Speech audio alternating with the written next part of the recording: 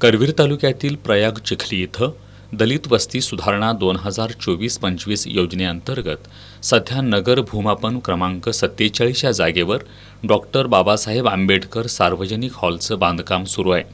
मात्र या जागेच्या मालमत्ता पत्रकी शंकर कांबळे यांचं व्यवस्थापक म्हणून नाव नोंद आहे, पण त्यांना किंवा त्यांच्या वारसदारांना विश्वासात न घेता या जागेवर बेकायदेशीरपणे हॉलचं बांधकाम सुरू असल्याचा आरोप करण्यात येतोय।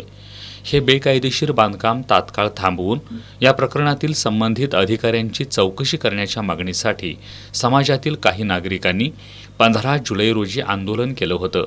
यावेळी जिल्हाधिकाऱ्यांनी चौकशीचे आदेश दिले होते, मात्र याबाबत कोणतीही कार्यवाही झाली नसल्यानं स्वातंत्र्यदिनी समाज बांधवांच्या वतीनं जिल्हाधिकारी कार्यालयाबाहेर निदर्शनं करण्यात आली। 10 दिवसात कोणतीच कार्यवाही झाली नाही तर तीव्र आंदोलनाचा इशारा देण्यात आलाय।